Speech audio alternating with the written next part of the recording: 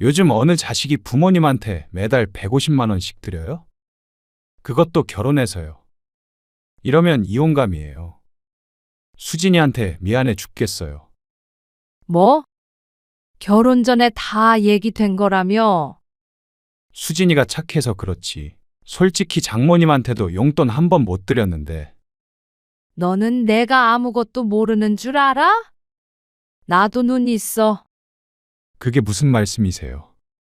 돈 없다 돈 없다 하더니 사돈한테 생일 선물로 명품 가방 사준 거 모를 줄 알아?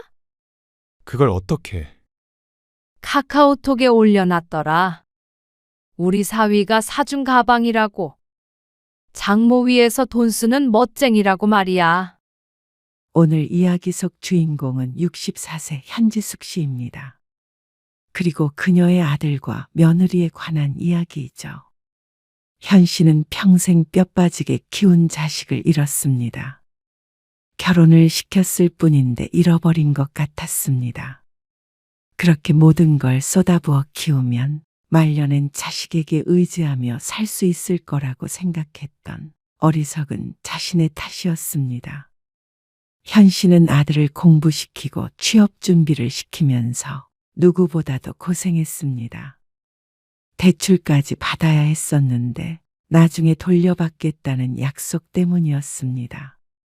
아들은 철석같이 약속했습니다. 취직해서 안정된 삶을 살게 되면 현 씨에게 매달 생활비를 주기로 했죠. 하지만 그 약속이 오래도록 지켜질 것이라고 믿은 자신이 순진한 것이었습니다. 아들은 어쩌면 처음부터 그럴 생각이 없었을지도 몰랐습니다. 아니면 며느리의 영향인지도 몰랐고 말이죠. 하지만 그런 이유는 전부 상관이 없었습니다. 중요한 것은 현 씨의 노후였죠. 그래서 현 씨는 그저 그런가 보다 할 수 없었습니다. 아들을 후회하게 만들어줘야 했습니다. 현 씨는 아들이 하나 있었습니다. 없는 형편의 자식만큼은 잘 키우고 싶었습니다. 남편도 같은 생각이었습니다. 징글징글하게도 열심히 살았습니다. 반지하에서 지상으로 올라왔고 지상 단칸방에서 방 2개 딸린 아파트로 이사하기까지 무척 오래 걸렸습니다. 자식에게 줄줄이 새는 돈 때문에 일찍 살림이 필수가 없었습니다. 차라리 아들이 공부라도 못했다면 일찌감치 포기를 했을 텐데 아들은 똑똑했고 공부 욕심이 많았습니다. 그래서 그 욕심을 채워주느라 현 씨 부부는 늘 빠듯했습니다. 하지만 대학을 졸업할 때쯤에는 그래도 형편이 조금 폈습니다. 이제 아들에게 들어가는 돈도 없고 둘이 한 20년 열심히 벌면 말년에는 자식에게 손 안 벌리고 살겠다 싶었죠. 하지만 인생이 그렇게 원하는 대로 순탄하게 흘러가질 않았습니다. 떨어진 거야? 네, 왜 너처럼 공부 잘하는 애를 안 뽑아가? 공부 잘하는 사람이 세상에 얼마나 많은데요. 그리고 제가 서울대도 아니고요. 그래도 뭐 서울대만 취직하니? 저도 속상해요. 현 씨는 이해가 가지 않았습니다. 졸업하고 1년 동안 여기저기 이력서를 넣고 면접도 보러 다녔는데 아들은 아직도 취업을 하지 못했습니다. 졸업하자마자 하게 될 줄 알았는데 말이죠. 그동안 학교 근처에서 자취를 하던 아들은 반년 전에 집으로 들어왔습니다. 대학까지만 지원을 해주고 그 뒤로는 아들이 자립하기로 했는데 아르바이트로 생활하며 취업 준비까지 힘들다는 게 그 이유였습니다. 현 씨도 그런 아들을 아무 말 없이 받아주었습니다. 출근 전후로 아들의 아침과 저녁도 차려줘가며 나름대로 헌신했죠. 하지만 끝이 없었습니다. 스펙이 부족해서 취직하기가 힘들어요. 뭐? 좋은 대학 나왔어도 취직을 못해? 대학은 다 나오는 건데요. 그럼 뭘 더 해야 해? 어학연수라도 1년은 다녀와야 할 것 같아요. 어학연수면 외국에 다녀오는 거야? 유학? 유학까지는 아니고 영어 배우러 가는 거죠. 해외에서 1년간 살다 오겠다는 말에 현 씨 부부는 고민이 컸습니다. 사실 돈만 넘친다면 뭔들 못해줄까 싶은 심정이었지만 현 씨에겐 큰 돈이었으니 망설일 수밖에 없었습니다. 애초에 대학교 때까지만 지원해주기로 했던 거 알지? 비록 아들의 이름으로 학자금 대출을 받기는 했지만 그건 상환해야 하는 때가 왔을 때 현 씨 부부가 갚을 예정이었습니다. 그래서 현 씨는 아들을 대학 보내줬다고 말할 수가 있었죠. 알아요. 바로 취직할 줄 알았는데. 요즘은 경쟁사회잖아요. 저 취업할 때까지만 도와주세요. 그러면 나중에 꼭 갚을게요. 엄마 아빠도 그러고 싶어.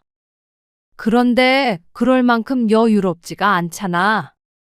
물론 보내려면 어떻게든 보낼 수야 있겠지만 그러면 언제까지 현 씨 부부가 허리띠를 졸라매야 할지 몰랐습니다. 자식도 자식이지만 현 씨 부부의 미래도 걱정을 해야 할 때였습니다. 그래도 도와줍시다. 하지만 남편은 생각이 달랐습니다. 하나밖에 없는 아들이 취직을 잘해야 우리 집 살림도 피는 거라면서 말이죠. 꼭 갚는다잖아.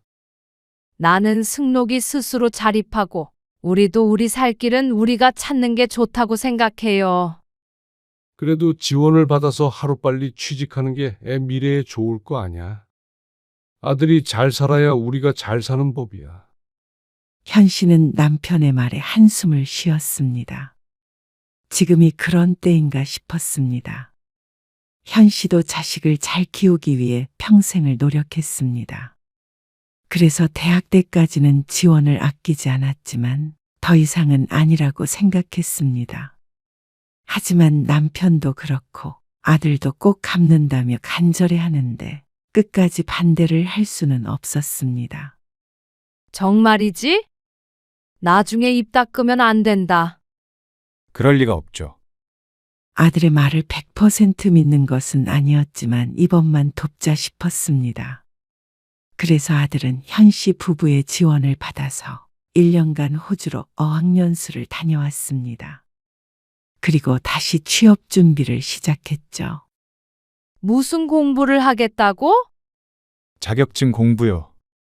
어학연수 다녀오면 취직할 수 있다며? 어학연수는 요즘 필수 코스고요. 그래. 네가 알아서 잘하겠지. 그런데 엄마, 아들은 공부가 더 필요하다고 말했습니다. 그래서 그 지원을 현 씨 부부에게 해달라고 했습니다. 그 말에 한숨부터 나왔습니다. 취직하면 매달 생활비 드릴게요. 어학연수, 아니, 대학 학비까지 합쳐서요. 그러면 매달 100만 원씩 줄 수 있어? 150만 원씩 드릴게요. 대신 취직할 때까지는 도와주세요. 아이고, 월급 받으면 다 줘야겠네. 좋은데 취직할 거예요. 그래서 매달 150만 원씩 드릴게요. 그러면서 아들은 각서를 쓰겠다고 했습니다. 무슨 각서야? 그래도요. 믿어주세요. 꼭 성공해서 엄마 아빠한테 효도할게요. 너 그 말 틀림없지? 당연하죠. 아들의 굳은 의지가 느껴졌습니다. 결국 현 씨는 나중에 자식에게 손 벌리지 않겠다는 스스로의 다짐을 깼습니다. 하지만 현 씨에게도 일종의 투자 같은 것이었습니다. 그래, 그럼 너의 미래에 엄마 아빠가 투자하는 셈 쳐. 그러니까 나중에 꼭 갚아야 하는 거야. 알지? 엄마 아빠 연금이라고 생각할 테니까. 네. 물론이죠. 그러고 아들은 오랫동안 취업 준비를 했습니다. 그런 아들의 학원비나 생활비 등은 전부 현 씨의 통장에서 나왔습니다. 하지만 그 기간이 너무 길어지는 바람에 나중에는 나올 것이 없어서 아파트 대출까지 받게 되었습니다. 내년에는 정말로 합격할 거예요. 아들이 이토록 취직을 하지 못하는 이유가 있었습니다. 작은 기업은 박봉이라며 꼭 큰 기업에 들어가기를 원해서였습니다. 하지만 그게 마음대로 안 되는 것 같았죠. 우리가 한 약속이 있으니까 밀어주는 거야.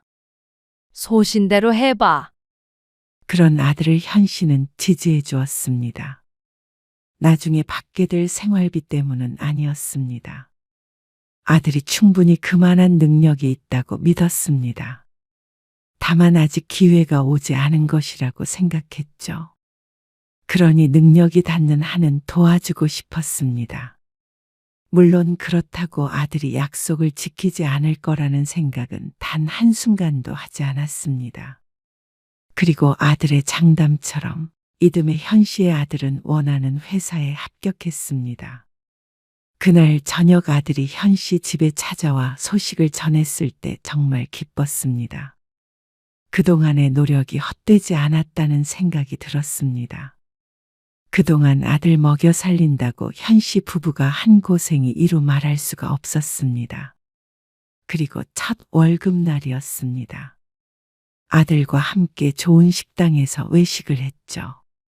엄마, 약속 지킬게요. 봉투 안에는 150만 원이 들어 있었습니다. 이걸 다 주면 넌 어떻게 해? 좀 더 자리 잡히면 주지. 아니에요. 저 생활할 돈도 있으니까 걱정 마세요. 첫 월급에서 떼어낸 돈치고는 적지 않은 액수였습니다. 아들이 약속했던 금액이 맞았습니다. 현 씨는 그 돈을 받으면서 가슴 한편이 뜨거워졌습니다. 아들에게서 처음으로 받아보는 돈이었죠. 다음 날 현 씨는 새로운 통장을 만들었습니다. 통장에는 승록이 생활비라고 적어 놓았습니다. 매달 나갔던 돈이 사라지고 150만 원씩 들어온다면 현 씨 부부는 노후 걱정은 없겠다 싶었습니다. 그래도 여전히 일을 하고 있었으니 말이죠. 아들이 준 돈으로 처음 한 일은 미뤄뒀던 치과 치료를 하는 것이었습니다. 남편부터 임플란트를 하나 했는데 앞으로도 하나씩 치료해 나갈 예정이었습니다.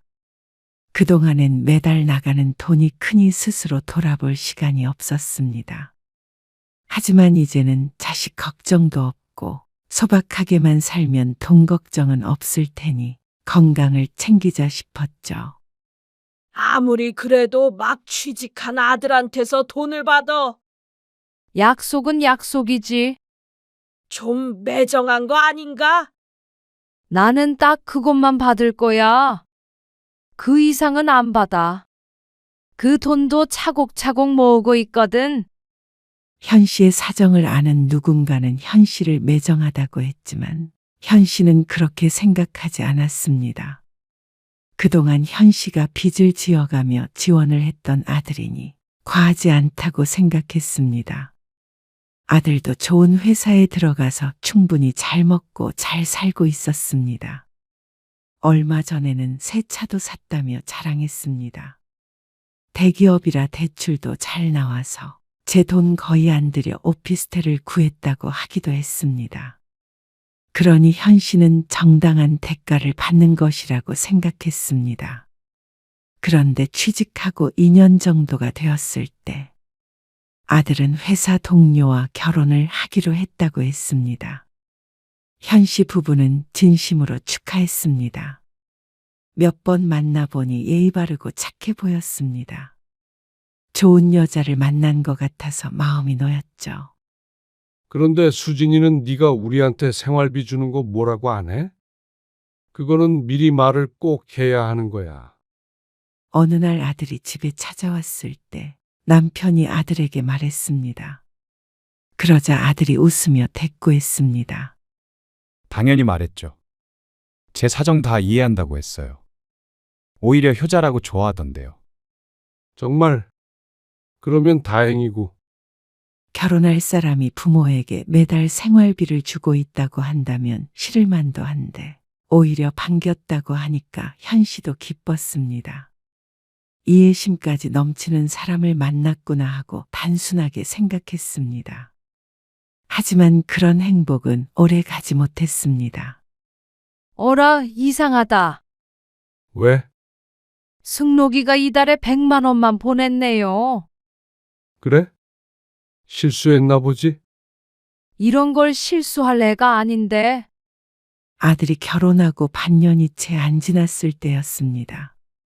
매달 150만 원씩 들어오던 돈이 어느 날 100만 원만 들어왔죠. 혹시나 남편의 말처럼 실수인가 싶었는데 아들에게 전화를 해보니 의도된 금액이라는 걸 알았습니다. 아, 저희가 이달에 들어간 돈이 많아서요. 대신 다음 달에 채워드릴게요. 그래. 뭘 하길래 50만 원을 덜 줘야 할 만큼 사정이 안 되나 싶었지만 굳이 입 밖으로 내뱉지는 않았습니다. 다음 달에 더 주겠다는데 이러쿵 저러쿵 하는 것도 우스웠습니다. 그러던 어느 날 며느리에게서 전화가 왔습니다. 어머님, 잘 지내셨어요? 그래. 오랜만이야. 잘 지내니? 네. 다름이 아니라 저희 집에서 어머님, 아버님 식사 좀 대접하고 싶어서요. 아들이 결혼하고 딱 한 번 가봤는데 그 뒤로는 방문할 일이 없었습니다. 그런데 갑작스런 며느리의 초대에 오랜만에 가보게 되었습니다. 남편은 무척 기뻐했습니다.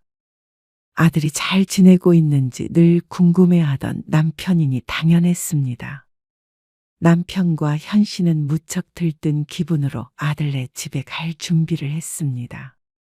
대단한 걸 준비하는 건 아니었지만 그래도 모처럼의 방문이니 말이죠. 김치도 한 통 챙겨. 무겁게 김치까지 들고 가자고요. 요즘 사람들 집에서 김장 안 하잖아. 김장김치는 없을 거 아니야. 아무튼 유별나. 투덜거리면서도 현 씨는 양손 한가득 들고 집을 나섰습니다. 그런데 며느리가 현 씨 부부를 초대한 건 그리 좋은 이유에서는 아니었습니다. 승록 씨가 어머님, 아버님께 드리고 있는 생활비 말이에요. 아오?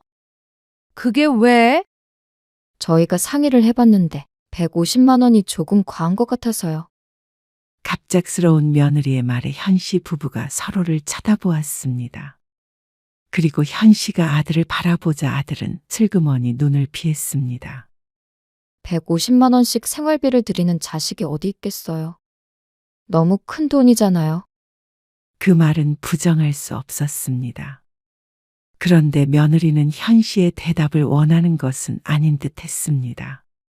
그래서 이번 달부터는 줄일 예정이에요. 100만 원씩만 드릴 수 있을 것 같은데. 아, 현 씨가 아무 말 않고 있자 며느리가 말을 덧붙였습니다. 사실 저 아이를 가졌어요. 뭐? 생활비를 줄이겠다는 말보다도 놀라운 말이었습니다. 그래서 저희도 돈 들어갈 때가 많고 하다 보니까 좀 부담스러워요. 며느리의 말에 현 씨는 잠시 생각에 잠겼습니다. 150만 원에서 100만 원. 꽤나 큰 차이였습니다. 하지만 달리 말하자면 아들네에게도 50만 원 차이는 느끼는 부담이 다르겠죠. 아시다시피 이 집도 대출이 껴있고요. 또 부모님 도움을 안 받고 결혼을 했다 보니까 빠듯하네요. 그 말에는 현 씨도 크게 할 말은 없었습니다. 며느리의 말처럼 결혼할 때 크게 보탬이 못 되었기 때문이었죠. 이런 상황에서 그래도 무조건 150만 원씩 내놔라 하는 부모는 없을 것이었습니다. 아무리 현 씨라도 말이죠. 그래, 그렇게 해. 형편껏 해야지. 현 씨가 뭐라고 대답하기도 전에 남편이 고개를 끄덕였습니다. 현 씨는 잠시 입을 벌렸다가 닫았습니다. 경사스러운 소식을 들으니 사실 따져 물을 마음도 없어졌죠. 그 다음 달도 통장엔 100만 원이 들어왔습니다. 그런데 며느리가 출산을 할 때쯤에는 매달 50만 원씩 들어오는 게 고작이었습니다. 저희도 대출 갚느라 빠듯해요. 빠듯하다는 말을 입에 달고 살았습니다. 그런데 현 씨는 자신이 점점 치사스러워지는 기분이었습니다. 돈이 덜 들어오면 그것 때문에 아들에게 전화를 거는 게 치졸해 보여서 정말로 하고 싶지 않았습니다. 그래서 한두 번 연락을 안 했더니 150만 원씩 주던 생활비가 50만 원으로 줄은 것이었죠. 아들도 대출 때문에 힘들다고 하지만 그건 현 씨도 마찬가지였습니다. 갚아주기로 했던 아들의 학자금 대출도 몇 해 전부터 갚고 있었고 아들 생활비를 대주며 받았던 주택담보대출도 갚고 있었습니다. 그러니 오히려 힘든 사람은 현 씨였습니다. 그동안 아들이 준 돈을 모은 게 있고 계속 일을 해왔기 때문에 생활비가 줄었다고 당장 생활이 어려워지는 것은 아니었지만 나중에도 계속 이렇게 50만 원씩만 준다면 더 나이 들어서의 삶이 힘들고도 남았습니다. 나중에 대출도 어느 정도 갚고 승진도 하고 그러면 다시 올려드릴게요. 정말 약속해요. 며느리가 임신을 하며 회사를 그만뒀는데 아들 혼자 벌어서 모든 걸 감당하느라 힘들다고 했습니다. 둘이 벌다가 수입이 반토막이 되니 힘들만도 했죠. 그러던 어느 날이었습니다. 여기 봐. 애기 사진 왔네요. 아이고 귀엽네. 언제 보러 갈 수 있대? 이번 주에는 사돈네가 와 있는다고. 다음에 보자고 그러더라고요. 사돈은 1시간 반 거리에 살고 있었습니다. 따지자면 현 씨보다도 멀리 살았죠.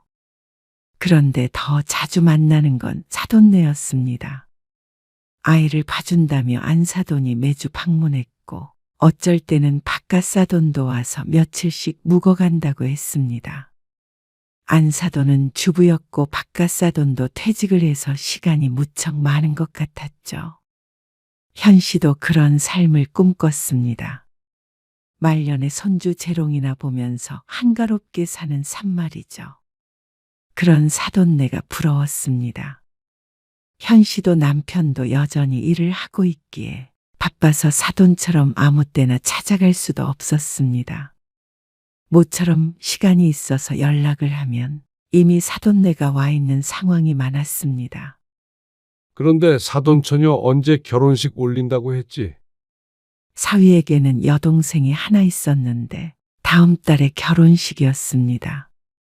현 씨 부부도 가기로 되어 있었는데 남편의 질문에 현 씨는 휴대폰 화면을 다시 켰습니다. 여기 사돈 카카오톡 사진에 청첩장 같은 게 있던데. 한번 봐봐. 토요일인지 일요일인지. 요즘 일요일마다 일을 나가는 남편이라 어쩌면 혼자 가야 할 수도 있겠구나 싶었습니다.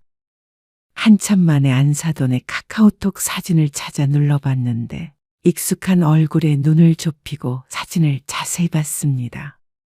지난번에 봤을 때는 분명히 청첩장 사진이 올라와 있더니 이번에는 웬 파티 사진이 올라와 있었습니다. 그런데 거기에 아들 부부와 손주도 함께 찍혀 있었습니다. 그 가운데 안사돈이 근사한 케이크 앞에서 비싸 보이는 가방을 손에 들고 환하게 웃고 있었습니다. 얼마 전에 생일이었나 보다 생각하고 넘기려던 찰나에 위에 적힌 문구가 눈에 띄었습니다. 우리 사위가 사준 샤넬. 장모 위에 500만 원 쓰는 멋쟁이. 500만 원? 현 씨는 경악을 했습니다.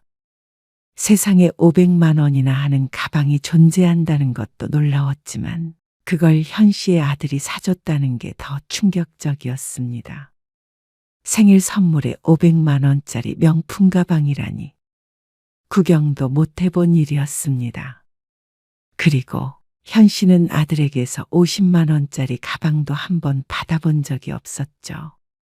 2달 전 현 씨의 생일에는 생활비 20만 원이 더 들어와서 총 70만 원을 받았을 뿐이었습니다.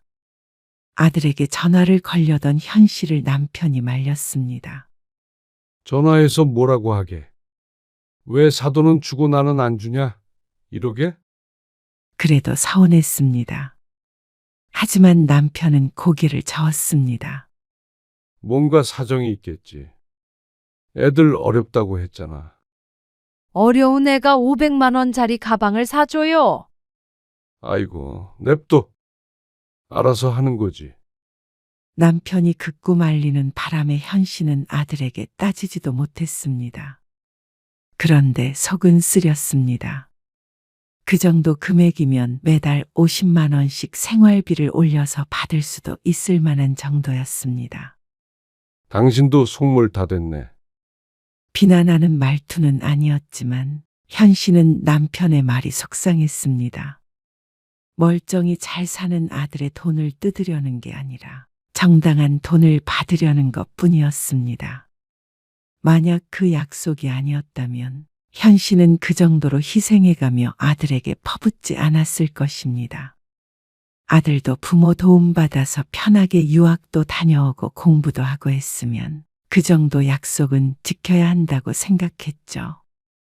그런데 그 일이 있고 한 달 뒤 아들에게서 전화가 왔습니다. 엄마, 저희가 상의를 해봤는데요. 뭘? 생활비 말이에요. 저희도 이제 애가 크면 돈이 많이 들잖아요. 그래서 당분간은 생활비를 못 드릴 것 같아요. 현 씨는 순간 말문이 막혔습니다. 이제는 50만 원도 못 주겠다는 말이었습니다. 하나도 못 준다고. 네. 수진이도 내년까지는 일을 쉬거든요. 그 다음에 새 직장 찾아본다고 해요. 그동안 저 혼자 벌어야 하잖아요. 이해 좀 해주세요. 하지만 현 씨의 속이 뒤틀렸습니다. 생활이 어렵다는 아들이 장모에게는 500만 원짜리 가방을 사주니 말이죠. 약속을 아예 안 지키겠다는 거니? 무슨 약속이요? 취직하면 매달 150만 원씩 주기로 했잖아. 아들은 잠시 조용했습니다. 그러더니 한숨을 쉬며 대답했습니다. 엄마, 벌써 3년 들였잖아요. 그 정도면 충분하지 않아요? 뭐? 솔직히 다른 사람들은 부모님이 집값도 보태주고 하던데 저는 결혼할 때 손 안 벌렸잖아요. 물론 형편이 안 되기도 했지만 도움 없이 결혼하겠다고 한 것은 아들이었습니다. 아들이 취직하기까지 현 씨 부부가 얼마나 고생했는지 알았으니 말이죠. 그리고 돈을 안 보탠 것은 사돈네도 마찬가지였습니다. 그런데 이제 와서 이런 말을 할 줄은 몰랐습니다. 요즘 어느 자식이 부모님한테 매달 150만 원씩 드려요? 그것도 결혼해서요. 이러면 이혼감이에요. 수진이한테 미안해 죽겠어요. 뭐? 결혼 전에 다 얘기된 거라며? 수진이가 착해서 그렇지. 솔직히 장모님한테도 용돈 한 번 못 드렸는데 너는 내가 아무것도 모르는 줄 알아? 나도 눈 있어. 그게 무슨 말씀이세요? 돈 없다 하더니 사돈한테 생일 선물로 명품 가방 사준 거 모를 줄 알아? 조용한 것을 보니 잘못 본 게 아니었습니다. 전화기 너머로 아들이 당황하는 기색이 느껴졌습니다. 그걸 어떻게? 카카오톡에 올려놨더라. 우리 사위가 사준 가방이라고. 장모 위에서 돈 쓰는 멋쟁이라고 말이야. 그건 용돈을 엄마한테만 드리니까 미안해서요. 그러면 그런 약속은 뭐하러 했어? 노후 책임지겠다며. 왜 그렇게 부담을 주세요? 부모가 자식한테 당연히 그 정도는 해줄 수 있는 거 아니에요? 당연한 게 어디 있니?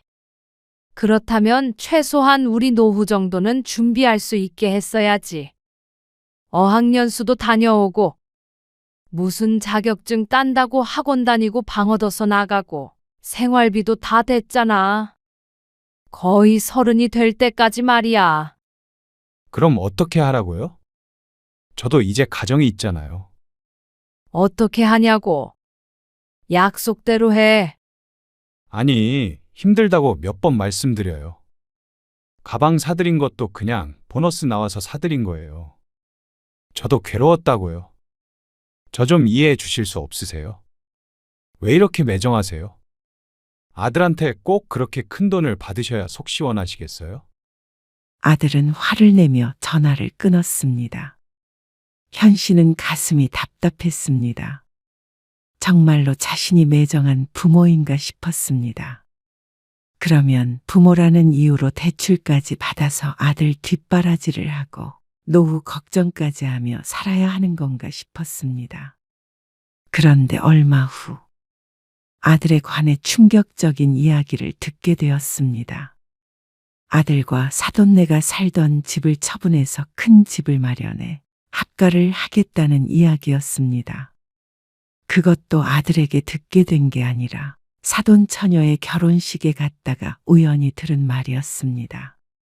형편 어렵다고 말씀드린 거 맞지? 그렇게 얘기했어. 잘했어.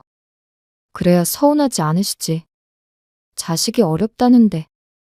근데 명품 가방 얘기하시더라고. 헐. 그걸 아셨어?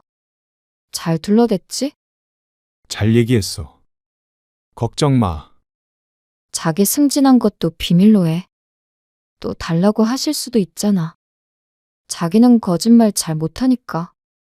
근데 나중에는 조금이라도 드려야 할 것 같은데. 그거는 한 80 넘으시면 생각해보자. 그때까지는 일하지 않으시겠어? 100세 시대잖아. 기가 막힌 말이었습니다. 그러는 사돈 부부는 60대에 둘 다 일을 안 하고 사는데 말이죠. 기껏 아들을 키워놨더니 엄한 사람만 덕을 보는 것 같았습니다. 어떻게 한마디 상의도 없이 사돈네와 합가를 하게 된 것인지 몰랐습니다. 그러면서 자신의 부모 생활비는 끊어버리는 자식이라니. 참 아들 키워봐야 소용이 없다는 말이 진실이었습니다. 이런 아들인 줄 알았더라면 진작에 지원을 끊었을 것이었습니다. 현 씨도 나중을 위한 투자라고 생각했었는데 잘못된 투자였습니다. 현 씨는 결혼식에서 돌아오고 얼마 안 돼서 아들의 각서를 찾았습니다. 자신의 손으로 쓰고 지장도 찍었으니 그 약속은 꼭 지켜야 할 것이었습니다. 현 씨는 법무사 사무소로 달려갔습니다. 그동안 아들에게 돈을 보냈던 내역과 대출 내역 등을 뽑아서 각서와 함께 말이죠. 이렇게까지 해야 하나? 받든 못 받든 손 놓고 있을 수는 없잖아요. 현 씨는 마음을 굳혔습니다. 며칠 후 아들에게 내용 증명서가 발송되었습니다. 그리고 곧바로 아들에게서 전화가 왔습니다. 엄마, 이게 뭐예요? 보면 알잖아. 정말로. 소송을 거시려고 그러세요? 아니, 어떻게 부모 자식 간에. 너도 꼭 약속 지키겠다고 각서 썼잖아. 정말 너무하신 거 아니에요? 내가 너무하니? 평생 뒷바라지하고 빚까지 진 부모가 너무해? 아들이 한참 조용하더니 말했습니다. 알겠어요. 그럼 매달 50만 원씩은 다시 드릴게요. 안 돼. 각서대로 150만 원이야. 아니면 전부 한꺼번에 갚던지. 아들의 무거운 한숨 소리가 들렸습니다. 이러면 아예 연 끊자는 소리로밖에 안 들려요. 제 말이 틀려요? 정당한 돈을 받겠다는데 그렇게 들렸다면 그건 네가 원한 거 아니겠니? 150만 원씩 드릴 자신은 없어요.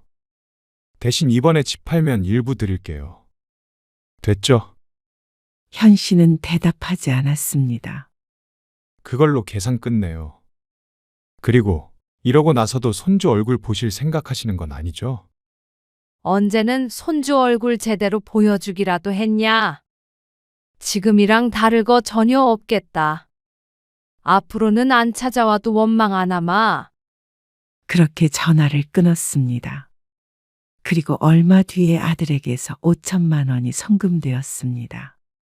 큰 돈이기는 했지만 약속했던 금액과 비교하자면 여태 아들에게 드린 돈에 비하자면 터무니없이 적은 돈이었죠. 대출금만 겨우 갚을 정도였습니다. 그래서 다시 청구서를 보냈습니다. 5천만 원을 더 달라는 것에 아들은 답변이 없다가 또 며칠 뒤에 5천만 원을 보내왔습니다. 정말로 이번에 이걸로 끝내자는 듯한 느낌이었습니다. 승진도 했다고 하니 돈이 없을 리는 없었습니다. 현 씨가 순진했던 것이었습니다. 좋은 직장에 다니는데 자꾸만 빠듯한 게 말이 안 됐죠. 그래서 현 씨는 아들이 받았던 학자금 대출을 갚아주지 않기로 했습니다. 그 정도면 어느 정도 됐겠다 싶었습니다. 더는 머리 복잡하게 살고 싶지 않았습니다. 집 있고 빚 없고 목돈도 조금 있었습니다. 그리고 둘 다 지금까지 일을 하고 있으니 앞으로 열심히 살자 싶었습니다. 이제 밑 빠진 독에 밑을 떼었으니 독을 채우는 일만 남았습니다. 현 씨는 자신의 선택을 후회하지 않았습니다. 부모라고 마냥 자식만을 위해서 살 수는 없는 법이었습니다. 자식만을 위해 희생하다가 결국에 나이 들어 자식에게 기대는 신세가 되면 그것이 더 비참했습니다. 자식을 위해서라도 이게 맞았습니다. 현 씨 부부는 이제 자식에게 기대지 않는 오롯이 자신들만의 삶을 살아가기로 했죠.